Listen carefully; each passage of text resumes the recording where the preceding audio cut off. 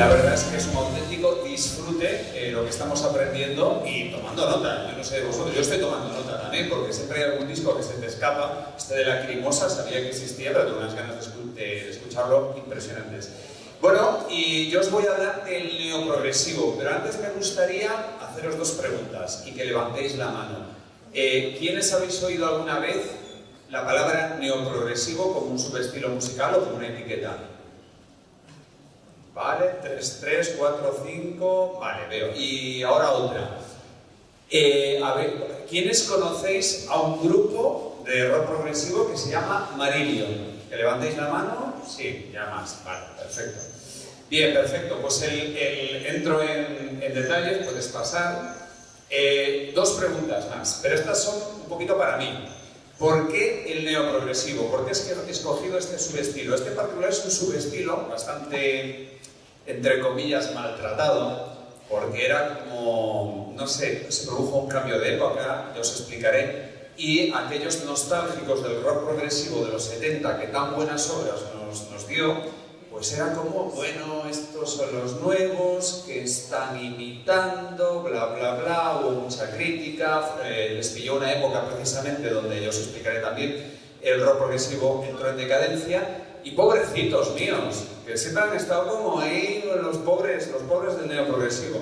Bueno, pues yo he optado por el neoprogresivo, primero, porque me encanta este subestilo, segundo, porque lo voy a defender precisamente como un subestilo con todas las de la ley, y tercero, porque me encantan las causas perdidas. O sea, si todo el mundo neoprogresivo, pues yo lo voy a defender, soy así. Y, evidentemente, mucho más que una simple etiqueta. Ya sabéis que tenemos tendencia todos a etiquetar las cosas. Oye, ¿y esto dónde lo meto? ¿Esto qué es? ¿Heavy? ¿Es rock normal? ¿Es pop rock? Y tal. Tengo que clasificarlo en la tienda de discos, en nuestra discoteca.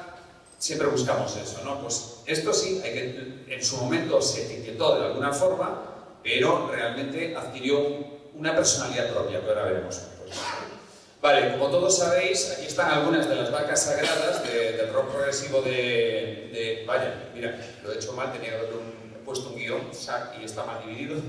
A lo mejor es tu programa, porque en el mío está bien. Correcto, es en tu ordenador, no pasa nada. Bueno, ahí tenéis a Genesis, Camel, Pink Floyd, Rush, Jethro Tull, algunas de ellas ya mencionadas aquí, Lincoln Palmer, King Crimson, Yes, son algunas, o yo diría las principales bandas de rock progresivo que tuvieron su época dorada en los años 70. Algunas de sus mejores obras las publicaron, digamos, lo que yo considero que fueron los años dorados, donde fue como el cenit, ¿no?, del rock progresivo, que esto es discutible, que podrían ser el 72, el 73 y el 74. Hay otras grandes obras en los 70, el 71, el 75, pero en esos 3 años prácticamente todos estos grupos firmaron auténticas obras maestras. A partir del 75, 76 hacia adelante, hacia los 80, nos vamos encaminando hacia los 80 y hay como una especie de giro. Es como que irrumpe con mucha fuerza la industria musical con otros intereses, ¿no? Esto del rock progresivo, como que son canciones muy largas, nos interesa para emitir en MTV, en las radios convencionales, pues canciones de 3 minutos o 3 minutos y medio, más es una locura. Y entonces, claro, obviamente, como todas estas grandes bandas estaban un poco supeditadas a una compañía discográfica, la compañía discográfica les imponía unas nuevas normas. Ahí habría batallas internas, algunos aceptaron estas propuestas y se adaptaron y irrumpieron pues otros estilos musicales, como sabéis, como son el punk, el pop y otros muchos. Bueno, el tema es que en esa transición llegan los 80 y en los años 70, mientras estas bandas estaban en su época grande, pues había jóvenes en su instituto, o en una escuela de música o en un conservatorio, aprendiendo música y tocando en sus casas covers y canciones de estas bandas. Y con la idea en la cabeza, y si me junto con este y con el otro que toca muy bien y monto una banda y tocamos nuestra música, pero que a lo mejor sin saberlo o sabiéndolo nos vamos a parecer o vamos a tratar de emular o copiar o parecernos, ¿no?, a nuestros ídolos, que son estas bandas, pues eso va pasando en los 70. Y ya cuando van llegando a los 80, estas bandas van cogiendo forma. Puedes pasar. Y llega, como he puesto yo ahí sí está correcto, el Big Bang. Bang no, sino banda, de bandas del neoprogresivo. Estas que he puesto aquí son 6 de las principales bandas, aunque yo me quedaría más bien con 5. No sé si las conocéis, bueno, una es Marillion, algunos ya la conocéis, esta es la que más repercusión ha tenido. IQ, Pendragon, Palace, Avelgance y 12-9.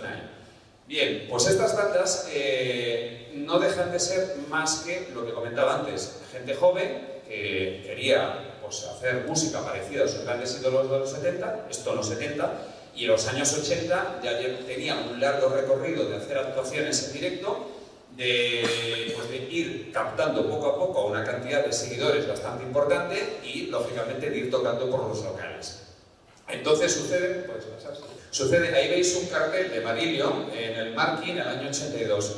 Pues evidentemente en sitios tan emblemáticos como es el Marquee en Londres, tocaban pues todas las bandas nuevas, a ver qué hay por ahí, y la industria, que ya había puesto los ojos en otros estilos, en otras tendencias, en cosas más cool. Esto no era cool ya, porque esto realmente estaban haciendo progresivo. Bueno, pero el progresivo ya pasó, ya ha pasado de moda. Eso era de los 70, esto no era cool. Entonces tenía una dificultad tremenda. Por lo tanto, esta gente tiene mucha importancia en la historia del rock progresivo porque en ese periodo de transición, en ese punto de inflexión de los 80, respaldaron al rock progresivo para que, ya veremos, años más tarde o décadas más tarde, volviera a renacer de alguna forma, ¿no? Es la portada del primer disco de Marillion, Script for a Jester's Tear, que es, como podéis ver, os fijáis, ¿no? Es, artísticamente hablando, es una auténtica maravilla. Esta es una obra de Mark Wilkinson, que es un auténtico, vamos, es un fenómeno. O sea, como portadista y como dibujante es maravilloso. Vuelvo a incidir en que realmente la industria, claro, dice, bueno, ahora nos fijamos en otras tendencias, pero siempre queda un nicho de mercado. Y la industria es industria, y lo que busca es el business y el negocio. Entonces tiene ojeadores en sitios como el Marquee, como el que veíamos antes, y en el Marquee se dan cuenta que hay una banda nueva que se llama Marillion, que tiene una legión de seguidores fanáticos, que no deja de ser esos amantes del rock progresivo que se resisten a mí me gusta el rock progresivo, me gusta el rock progresivo, me da igual que ahora me estén metiendo a saco el pop, el punk o lo que sea. A mí me mola el rock progresivo, me voy al Marquee a ver qué hay y me hago fan de esta banda. Esta banda, digamos, que hizo un papel tan importante que una compañía como EMI se fijó en ellos y firmaron con EMI. Esta banda tenía muy buenos músicos y tenía un frontman de 2 metros de altura que imponía, que era muy teatral, no era histriónico, pero sí teatralizaba sus canciones, se maquillaba. Digamos que nos recordaba o se inspiraba mucho en ese gran artista que en los años 70 era Peter Gabriel, que hacía un poco esto, ¿no? Entonces, a raíz de esto, pues, esta banda, digamos, sirve como referente para todas las demás. ¿Puedes pasar?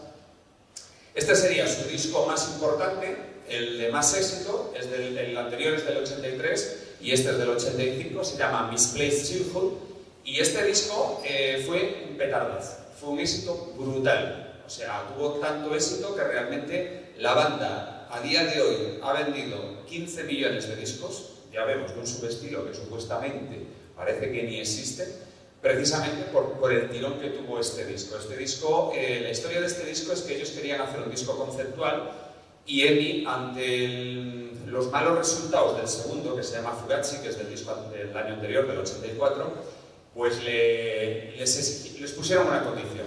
Vale, podéis hacer un disco conceptual, pero me tenéis que garantizar un hit, un éxito. Las compañías lo tenían claro, y un tema que no sea demasiado largo. Bien, no solamente le dieron uno, sino que le dieron 2. Lo que pasa es que uno fue un pelotazo total. Kaylee y La Banda, que van seguidas en el disco. Bueno, pues Kaylee tuvo tanto éxito que todavía a día de hoy sigue sonando en muchas radios convencionales, mainstream, y ha sonado en los 80, los 90, vamos, no ha parado de sonar. Es el gran éxito de Marillion y es, digamos, el éxito que realmente realzó a la banda. Pero también nacieron otras bandas, pues sí, pasa por favor. Bueno, pues, continúo y termino con Marillion. Marillion tiene 2 etapas. Estas 2 etapas han producido acaloradas discusiones en foros internos de progresivos como los aquí presentes. Y qué decir, en nuestros programas de radio, cada vez que sale el tema Marillion, yo ya me pongo el traje de guerra, el casco, voy a por lo que sea, por si acaso, y bueno, es tremendo. No, lo que quiero decir es que Fish fue tan emblemático, el primer vocalista, que en el momento que, bueno, hubo una serie de problemas internos y se terminó yendo de la banda, también hubo un problema de alcoholismo y tal, bueno, es una historia muy larga. La banda decidió optar por un vocalista totalmente diferente. Era un teclista de otro grupo, se llama Steve Hogarth, que es el que está ahí en medio, y realmente ahí se produce como una nueva etapa del grupo. Hay gente que dice que realmente hay dos Marillion, el Marillion de Fish y el de Hogarth. Yo digo que solamente hay uno y ya está, y tiene, para mí, hasta 4 etapas, pero no vamos a entrar en detalle. El disco que veis a la derecha sería, para mi gusto, el disco más emblemático de la época de Steve Hogarth, que es un doble disco también conceptual, que se llama Brave, que es una auténtica maravilla. O sea, es un disco que os recomiendo absolutamente. A ver si puedes pasar. Otra de las bandas importantes que irrumpieron en la escena del neoprogresivo y que también, lo que pasa es que esta tuvo una vida bastante corta, es 12-9, la cual pues efectivamente también arrastró a muchos seguidores, que también tenía esa misma fórmula de un vocalista muy teatral, que significaba, pero hasta te daba la sensación de que estaba haciendo una obra de teatro más que cantando en un concierto en directo.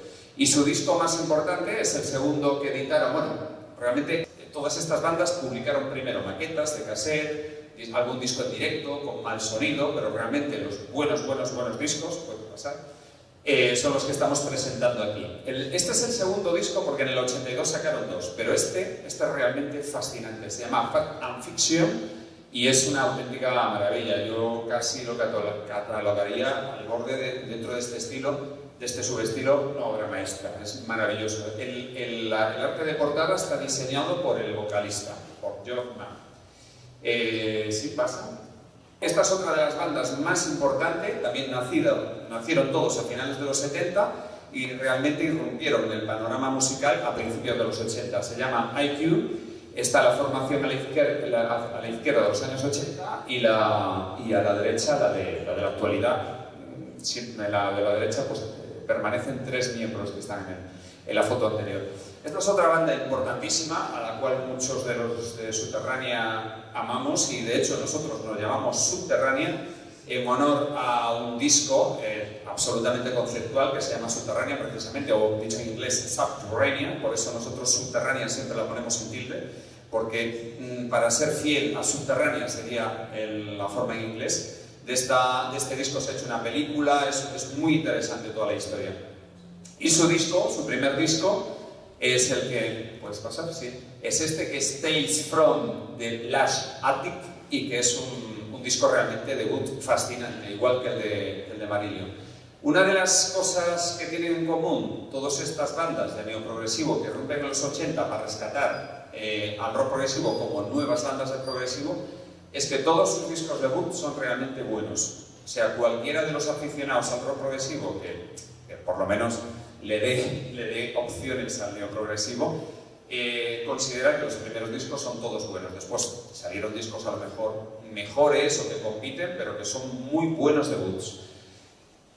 Otra banda sería Palace, una banda escocesa. Como podéis ver, las tres anteriores son británicas, estas escocesas, todas provienen del Reino Unido. Por lo menos las que visteis antes, las que, como yo diría, son los pilares principales de este resurgir y de este, en el futuro, ya, digamos, subestilo, porque ya no es que hagan rock progresivo, es que marcan un camino nuevo. Palace es una banda también muy buena y este disco, pasa cuando puedas, The Sentinel sería no exactamente el primero, hay un directo primero, pero sí realmente el primer disco de estudio en condiciones. Es un disco sensacional que se completaría una década más tarde porque viene un poco capado, o sea, había una suite que tocaba en directo, de la cual en el disco solo aparecen algunas canciones. En la reedición que se hizo pues una década más tarde, pues incluyeron pues la suite completa, que es una auténtica gozada. Pasa a la siguiente. Fijaros, esto es el disco abierto, la parte interior, que refleja la parte exterior, pero sin, digamos, sin el nombre de Palace, sin The Sentinel. Fijaros en un detalle, la preocupación por el arte, ¿no? En el concepto del artwork. Sensacional, o sea, es sencillamente maravilloso. Habla mucho de la Atlántida, bueno, habla principalmente de la Atlántida, y esto sería como una especie de, pues, de visión de la Atlántida que tienen ellos, o el artista al que le encargaron el trabajo. Otra banda sería Pendragon. Pendragon es un grupo también británico sensacional, liderado por el guitarrista, que es el que está en medio en la foto de la derecha, o el primero de la izquierda, que es Nick Barrett, un guitarrista muy gilmouriano, muy del estilo de Dave Gilmour, de Floyd, y una banda muy sinfónica, tremendamente sinfónica. Su primer disco es The Jewel, que aunque para mí es un pelín inferior a los anteriores, es un disco que vale la pena escucharlo, es muy bueno también. Y creo que me queda una, o he terminado ya. Sí, he terminado ya, porque esta realmente sería la primera. Saca el primer disco en el 82, 83, 84 y 85, ha sido progresivamente. Vale, ¿qué caracteriza al neoprogresivo realmente? ¿Qué aspectos? Como para catalogarlo realmente como un propio subestilo, con ciertas diferencias que lo diferencian de otros subestilos del rock progresivo, como puede ser el Canterbury, el Seúl o cualquier otro, ¿no? O el metal progresivo, el que sea. Bueno, pues lo primero, un predominio, no voy a decir absoluto, pero muy importante, de la melodía. Son bandas que principalmente vienen más influenciadas de Genesis y de Camel, en algunos casos también de Yes, de Pink Floyd, de Wishbone Ash, pero principalmente de la parte melódica de estos grupos, como son Genesis, donde las melodías del teclista Tony Banks y por supuesto las melodías de guitarra de Andy Latimer están muy presentes, también las de Dave Gilmour de Pink Floyd. Entonces la melodía es importantísima. Los guitarristas, yo creo que vamos todos, o sea, son guitarristas melódicos pero de gran nivel. Si estamos hablando de Steve Rothery y de Marillion, nadie va a discutir aquí, si lo conoce, que es una pasada, uno de los mejores guitarristas melódicos del mundo. Si estamos hablando de Mike Holmes, de la banda IQ, tres cuartos de lo mismo. Si hablamos de Nick Barrett, el señor que os comentaba antes, de Pendragon, igual. O sea, gente que te pone los pelos de punta con sus solos, ¿no? Y sobre todo porque hay también una cierta influencia del blues en cuanto a cuestiones de sentimiento a la hora de tocar la guitarra. Lo tercero, los teclistas de la vieja escuela. Estamos hablando de progresivo. El rock progresivo se caracteriza por teclistas. Teclistas llevan, pues, si tienen que usar un Mellotron, un Moog o lo que sea, lo usan. Y, lógicamente, la melodía y digamos, los ejercicios de virtuosismo, como hacían Rick Wakeman, o Keith Emerson, que son los más conocidos. La base rítmica siempre al servicio del sinfonismo. Hay muy buenos bajistas y muy buenos baterías, pero no son baterías o bajistas que, salvo algunas excepciones, que quieran destacar sobre los demás. Son baterías y bajistas que hacen un papel muy importante, pero que están como base de apoyo para la melodía.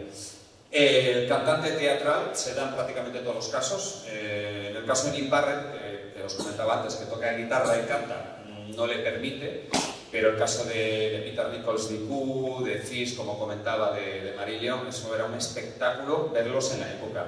Hoy día ya están más cascadetes, hacen lo que pueden, pero en la época era increíble.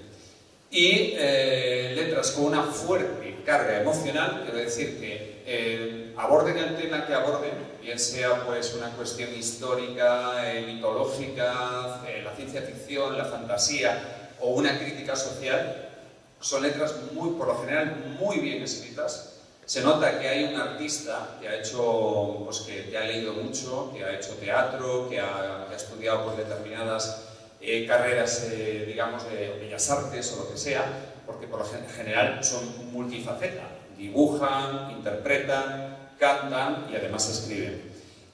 Por lo tanto, se nota una sensibilidad y una emocionalidad muy patente, ¿no? Que se ve, ¿no? Que se ve en el momento que tú te lo lees, dices, aquí hay una persona detrás con muchos sentimientos y con mucha emotividad. Y después, como hemos visto, los artwork, o sea, las portadas y los trabajos interiores, muy cuidados. Después haremos un repaso a los que para mí son 10 discos que deberíais tener si os interesa este subestilo, y veréis que todos ellos tienen muy cuidado todo ello, ¿no?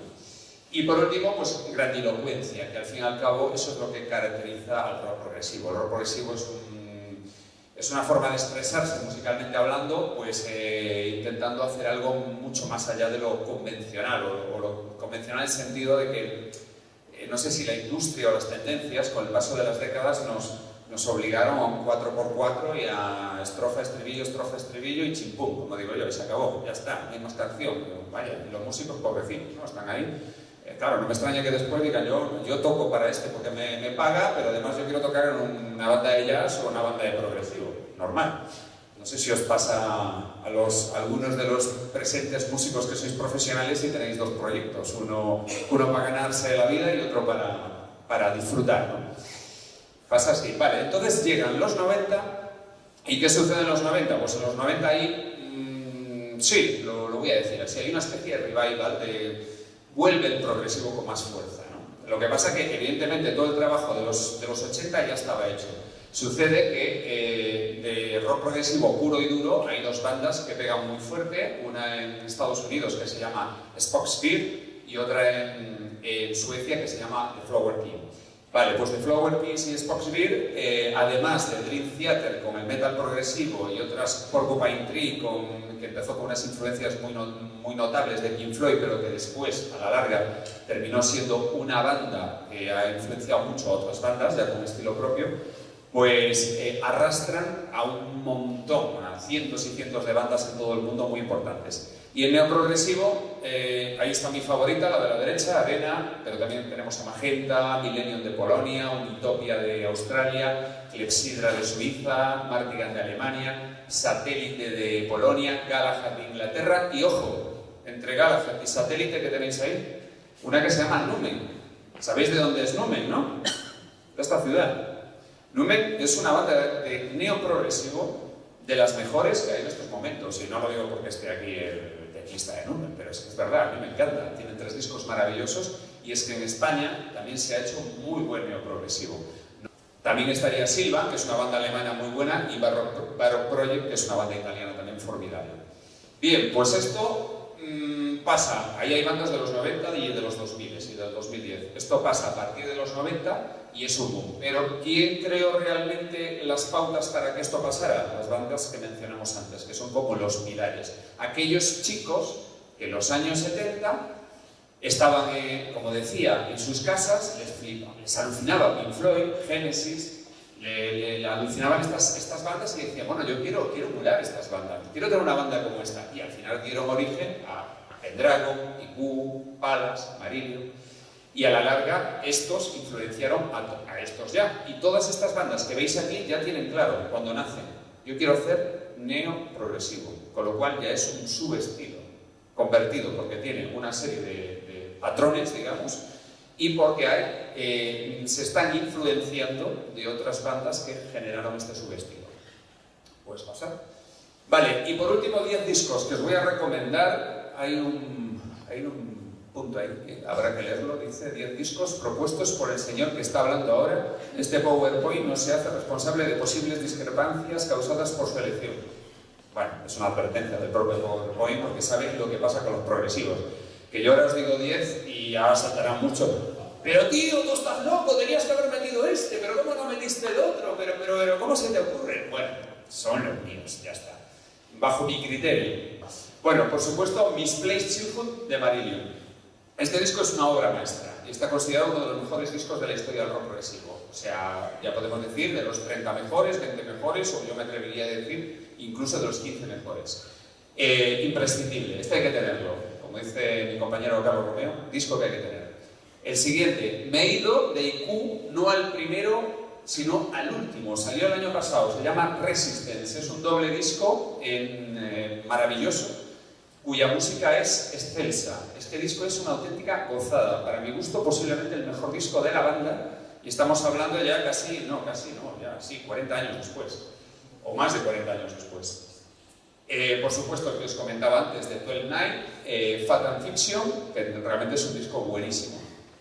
Siguiente. Bueno, este se llama The Visitor, es de una banda británica, se llama Arena. Esta es casi un supergrupo en el cual sus músicos, el teclista era el teclista de Pendragon, el batería era la primer batería de Marillion, pues digamos que inician un nuevo proyecto en los años 90, finales de los 80 para ser exactos.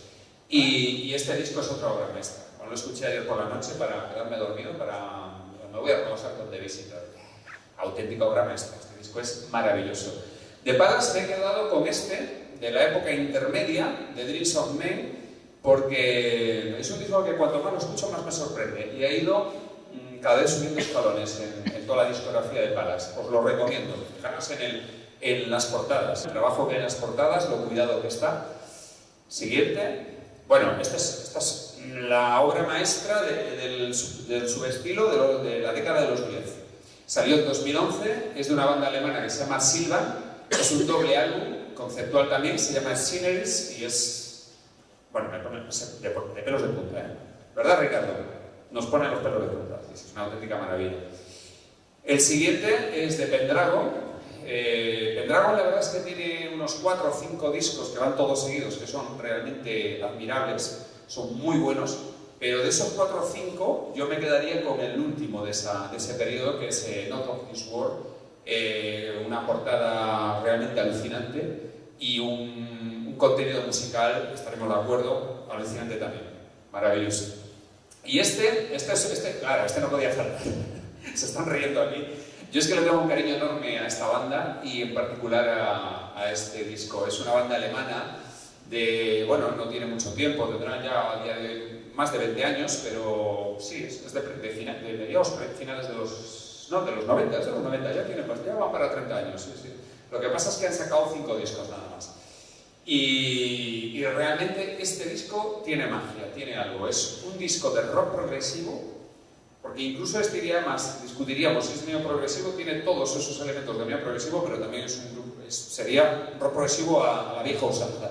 Comienza con una suite de 23 minutos y termina con otras 24 minutos, y los temas que hay en medio son realmente maravillosos. Es una auténtica obra maestra, para mi gusto. Vision, de Mark Dylan. Este es una banda polaca que se llama Millennium, vamos, lleva a día de hoy unos 16 o 17 discos. La verdad es que tiene una discografía bastante amplia. Y este no es mi favorito, pero debo reconocer que es realmente buenísimo. Tiene 4 temas largos, que son 4 piezas maravillosas, con una composición excelsa y sin ningún tipo de flaqueza. Auténticamente es maravilloso. Se llama Exist. Siguiente. Vale, y estos son unos suizos que se llaman Clepsydra, y este es un mejor álbum. Tienen 5 discos y Fierce es otro.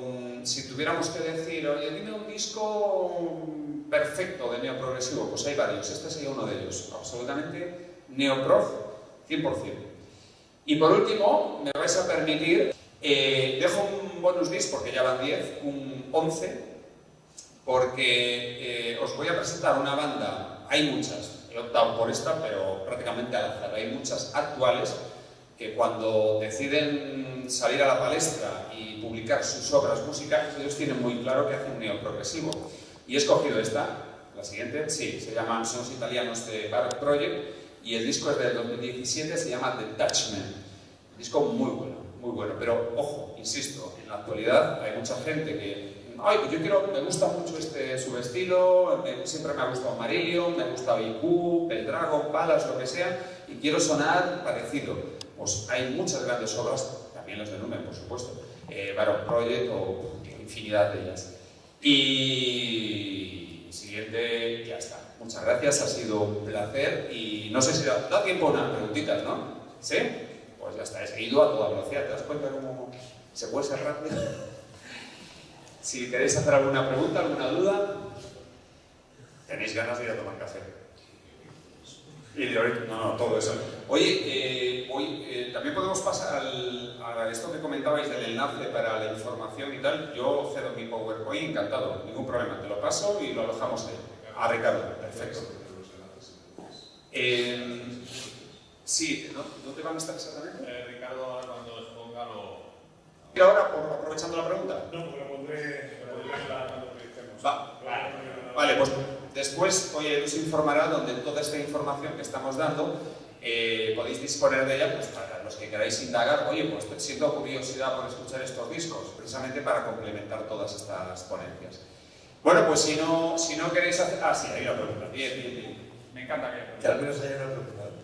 Mira, hay una cuestión que a ver, una reflexión, y tú me dices si estás de acuerdo o no, o cómo lo ves. Y es que hay también una gran diferencia entre el neoprogresivo y el progresivo clásico. Y es que tú lo has mencionado, quizás a lo mejor estaría un poco en desacuerdo con algunos de los aspectos. Y es que el progresivo clásico miraba directamente a los compositores clásicos. Ahí tienes, no sé, en la campaña miraba a Bartók, a Ginastera, a Mussorgsky, etc. Mientras que el neoprogresivo, en lo que se fijaba, era en los del progresivo clásico. Por lo tanto, un paso más allá, y eso, una de las repercusiones que tiene, es una simplificación de los conceptos técnicos, podríamos decir. Yo, por ejemplo, yo estaba en la universidad, yo tocaba en una banda, y por supuesto ni se nos hubiera ocurrido, ni lo intentábamos atrevernos a tocar una pieza de jazz, pero nos atrevíamos con todas las de Marillion, porque ahí había una simplificación de esos conceptos técnicos, digamos, ¿no?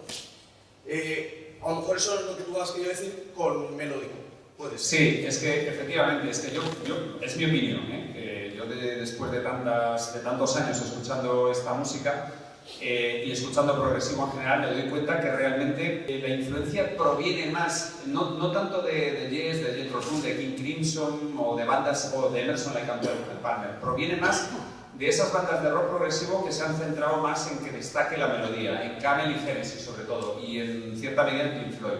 Entonces, lógicamente, esos desarrollos, esos tiempos y contratiempos muy intrincados de bandas como Yes o King Crimson, digamos que el neoprogresivo no te voy a decir que no le interese, pero no se centran tanto en ello, se centran más en la épica, en la grandilocuencia, en la melodía. Principalmente, hay alguna excepción en alguna obra, pero por lo general es así. Por supuesto, pero lo que te quiero decir es que entre el público progresivo siempre ha habido un poco de alergia, estúpida diría yo también, a la simplicidad. Sí. Y ese es el origen de la mala fama del neoprogresivo. Claro, claro. Pero yo creo que era o sea, si tú quieres salir de lo que es tu garaje y quieres que tu música sea conocida, yo creo que en aquella época era la única opción viable. Cuando todavía no existía el término neoprogresivo en los 80, muchos de nosotros hablábamos de pop sinfónico.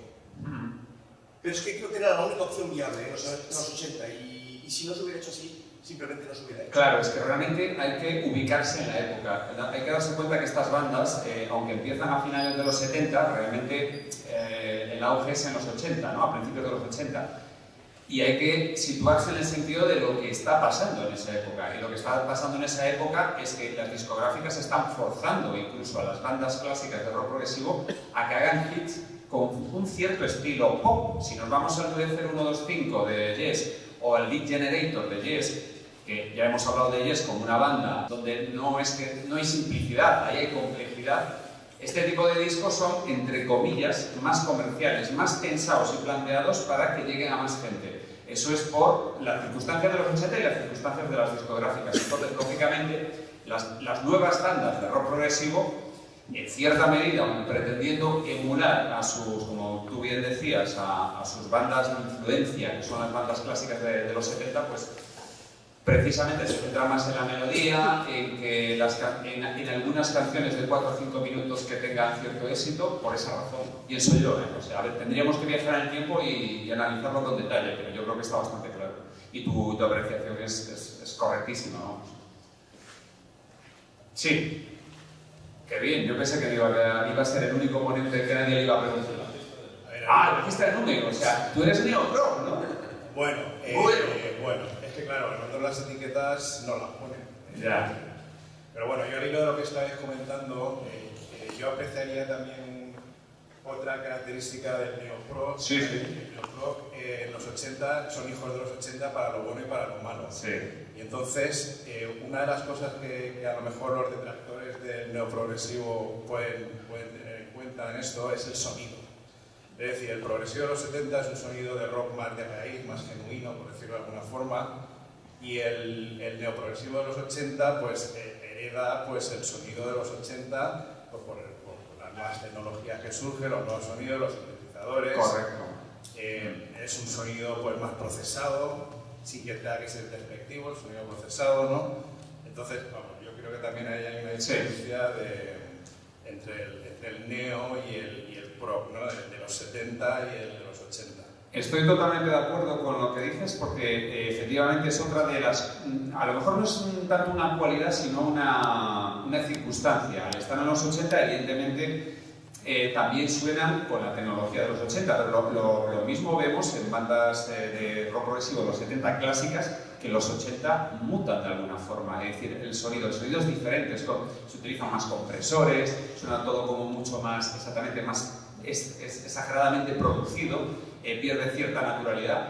Si pensamos, por ejemplo, en Momentary Lapse of Reason de Pink Floyd, se nota que suena muy diferente, muy ochentero. Entonces, claro, afecta a todo aquel hijo de vecino que esté allí porque, al fin y al cabo, cuando tú vas a un estudio y dices no, tengo una mesa nueva y el técnico de sonido viene de una escuela y de unos cursos. Es que se ha puesto de moda ahora meter mucho compresor y colorear mucho y a lo mejor el músico no está de acuerdo, o está de acuerdo, o a lo mejor el músico le da igual. Mientras el resultado sea positivo, me da igual, pero al final el sonido cambia.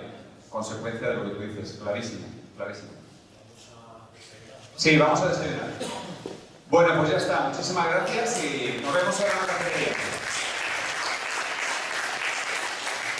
Deciros también que, bueno, algunos de los ponentes somos escritores y como, a ver, no vivimos de esto y tal, por si a alguno os interesa comprar alguno de nuestros libros, están ahí a la venta y estaremos encantados de firmarlos, dedicarlos y que os los llevéis. Muchas gracias.